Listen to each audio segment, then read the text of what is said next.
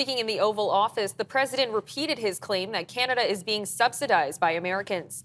Prime Minister Justin Trudeau said Canada would never be the 51st state, even though behind closed doors, the prime minister said the annexation calls appear to be a real thing.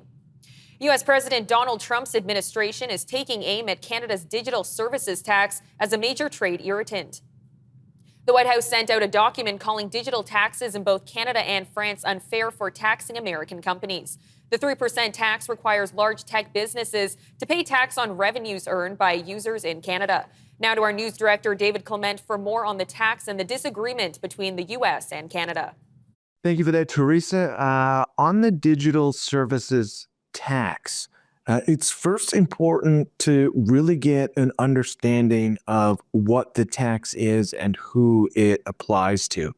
So the tax received royal assent in June of 2024, coming into effect at the end of June in 2024. The government has said the primary goal is to ensure that revenue from digital services provided to users in Canada is taxed, focusing on large businesses, both domestic and foreign, that provide services in the online marketplaces, digital advertising space, social media, and user data monetization. So how the tax works is it's a 3% tax on Canadian digital services revenue exceeding $20 million annually.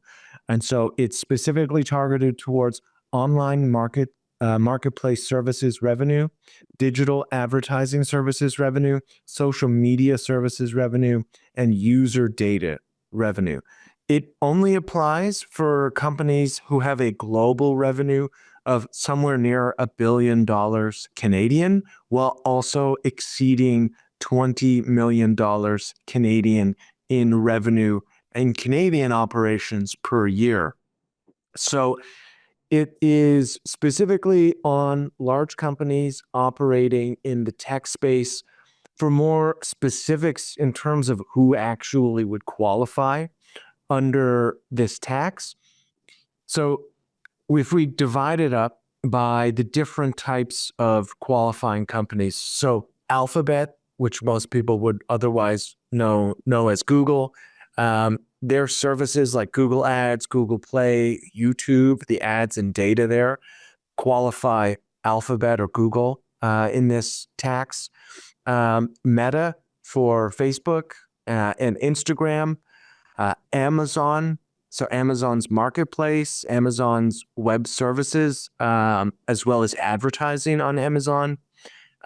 Apple would be revenue from their apps, their app sales and in-app purchases and targeted ads within Apple services.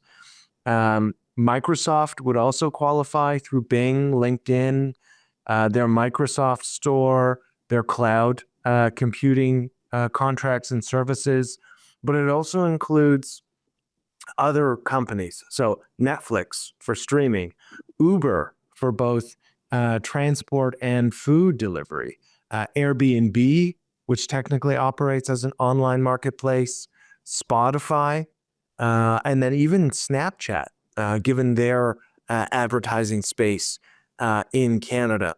And so it's important to note here that there's nothing uniquely anti-American or American-focused in the legislation. However, given the nature of these markets, they're dominated by U.S. companies. And so the Trump administration views this essentially as a targeted tax against U.S. companies, while it isn't specific to just American companies. Of the companies I just listed off, only one of them, being Spotify, is not an American company. So it has an overwhelming impact on U.S. tech companies.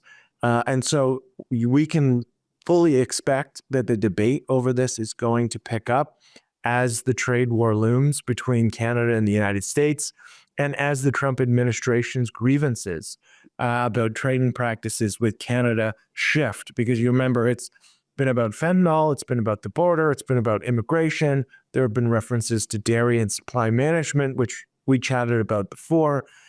This is another thorn from the Trump administration's perspective in terms of the ability for American businesses to operate internationally. And so we'll really see where this goes.